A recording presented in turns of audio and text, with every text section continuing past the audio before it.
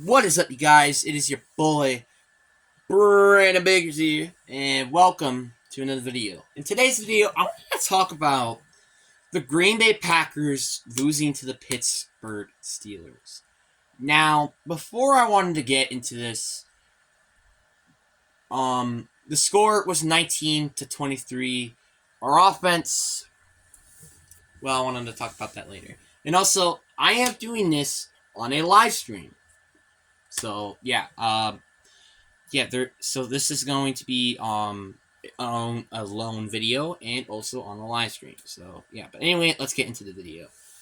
So the Packers lost to the Pittsburgh Steelers, but I wanted to talk about the bright things before we start to get to the dark things. First off, the first half offense. The first half offense was amazing. We got 2 touchdowns and a field goal, but there was one extra point that got blocked. While our defense, well, I'll talk about that later. And our O-line was great that game. We've only gotten a hit, I think, like 3 times, and we only got sacked once. That is very rare. And you know what's also very rare? We only got 1 holding call during that entire game. And a false start penalty. Usually we're getting like 3 or 4 penalties. So the fact you're only getting 1 or 2 penalties was very huge. I'm going to admit. And that's just proof that we are showing signs of improvement. And against a Chargers team that doesn't have a good defense at all, and we might actually have a shot to winning. Like, heading into this game, I'm like, okay, well, we're going to probably lose. We're going to definitely lose next week. This game actually gives me some hope against the Chargers. Which, yeah, I think is crazy, but yeah, that's honestly the truth. Do I still think we're going to beat the Lions or Chiefs? No, I don't think so at all. But you never know in the world. But now let's actually start to get to the bad things. Actually, oh no, so our defense playing very well in the second half. But now let's start to get to the bad things, which is the first half defense. The first half defense was terrible, allowing 17 points, and letting Kenny Pickett sit back there. I'm pretty sure he's only gotten sacked twice, and we've only hit him 3 times. So yeah, better than what the Steeler pass rush is. But yeah, and here's the thing that really frustrates me. It's mainly the pass rush that really wasn't that good. Because the secondary, which was a team that does not have Darvon Savage, does not have Ruby Ford, I think, and Jair Alexander. So we don't have our starting safeties and our starting corner, and our first game without Jair. No, our second game without Jair Alexander. Rasul Douglas. Our secondary actually played really well. It's so weird. Our secondary actually played well, and we had players like Corey Valentine, Keyshawn Nixon. We had those are our best corners, and they actually played pretty freaking well. You know what was the problem that game? The run defense. And oh my god, it's so frustrating to me how many times I have to say that the rushing defense is the issue. Jaylen Warren and Najee Harris literally had perfect days, I think. And that's something that this team really, rarely has. Well, Jaylen Warren, and I can understand because he's better than Najee Harris right now. But not both had good days on us. That is just a yikes. And then you also got that second half offense. The second half offense was just god awful. It was terrible. Only getting 3 points and 2 interceptions were thrown. One of them were during the final moments of the game. I'll give you that much. But still, that's about it. And yeah, that was very disappointing from our offense. Only getting 3 points during the entire second half. I thought, I think we're going to actually put up some points in the second half. And if our defenses can play better, I thought maybe we could win this game. No, because you want to know why? Because of the defense. Joe Barry, and a lot of people have been saying this, needs to be fired. I know this defense was playing good enough for us to win, but not during the first half, I'll tell you that much. If they just made more stops in the first half, this team could have honestly probably won that game. I'm just throwing that out there. And the amount of times they run the toss play was ridiculous. I think they ran 6 or 7 tosses, and also just run to the left side. Like I felt like was just mainly what the plays were, and guess what? They won, and it was mainly because of that. Like really, they barely got any big plays in yardage, and that's what really frustrates me.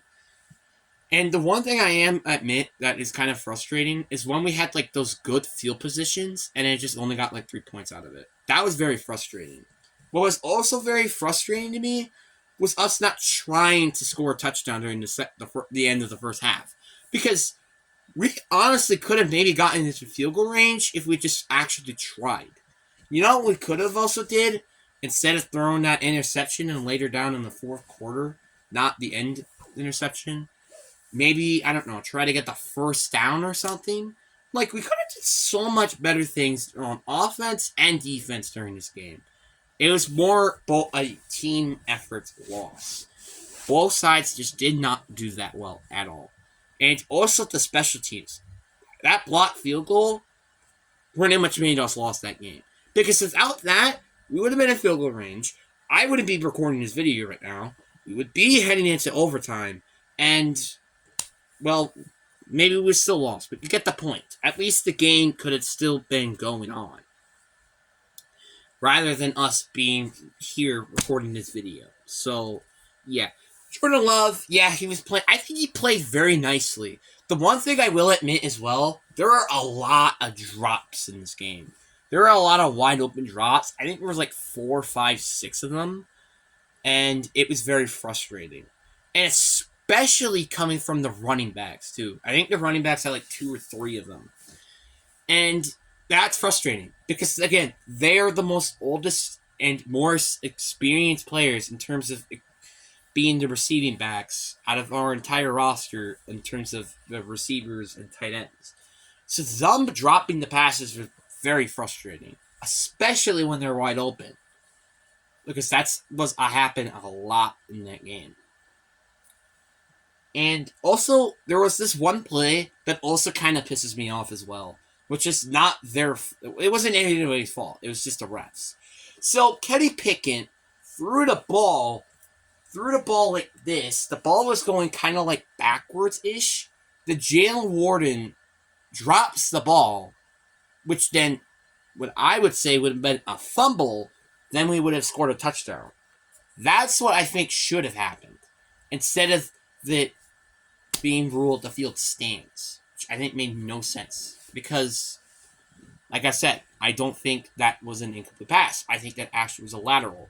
Because So, let me just show you what I mean. Well, I guess I can't really show you. So, Teddy, kind of throws like a little sidearm pass, I guess, or like throw it like this. The ball, like, curved slightly to the right of him, which was technically slightly behind him. And then, like I said, Jalen Warden dropped it. So, that's what I mean about why that should have been a fumble. And it's just, again, it's very frustrating. That was a very frustrating game. But the one thing I will admit was the receiving group actually playing really nicely. I do think it was nice, just except those drops, though. Those drops were very frustrating. Our defense, again, played good enough again to win a game, just not good enough. And, yeah, this defense needs to honestly improve. And especially if we're going against the Chargers next week. Because that offense has Justin Herbert, Austin Eckler, Quentin Johnson, Keenan Allen, Jarrell Everett. Like, they actually have some freaking weapons. Steelers, who do they have? Kenny Pickett, Jalen Warden, Najee Harris. Like, none of these players are great. Chargers, they have, like, 3 great and elite players. And mainly elite. That's a bit of a problem. So, if we can't play good on defense against an actual team that actually doesn't really have any good playmakers, and get after the quarterback with a pretty bad offensive line, imagine how bad are we going to be against the Chargers. That's one thing I have to say. But I am going to admit, our offense is starting to play a lot better, but it still needs some improvement. Now, I understand. This is a season where we're not expected to win a ton of games and stuff. And heck, I wouldn't be surprised if we only get like 2 more wins the rest of the year, and that's during the end of the year. But I'm saying this because we could have won that game. We honestly could have won that game. If that ruled play was not ruled incomplete, we may would have won that game. I'm just saying that. If we didn't block the field goal, we may would have won that game.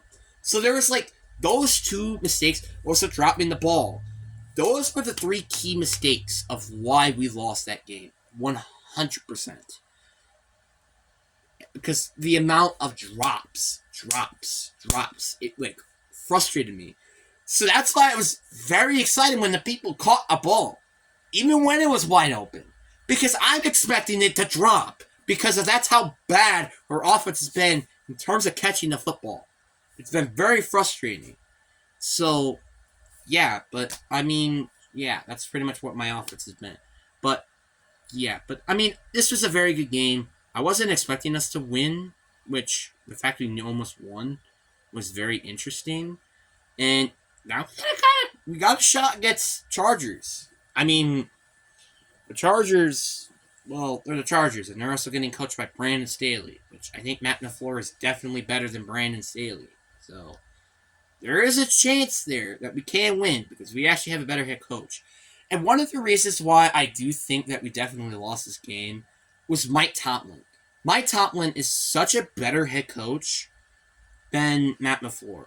That's just like fact and honesty. Mike Tomlin is such a better head coach. He's yet to even have 100 losses in his resume, which I think is ridiculous to me. But yeah, but either way, like this was a very good game, and we almost won against a Hall of Fame head coach when we are very young and an inexperienced team. That's a kind of a moral victory on its own. Like, the fact we almost won this game is something that we really should bring into account. And yeah, Jordan Love, yeah, sure, he could have maybe made some better decisions in there. But that's okay. Because again, Jordan Love, he's getting coached, he's going to get better every single week, and we're not expecting him to win now. So, yeah. But anyway, hope you guys enjoyed this video. Again, make sure you like and subscribe. Subscribe if you're new around here. But anyway, peace.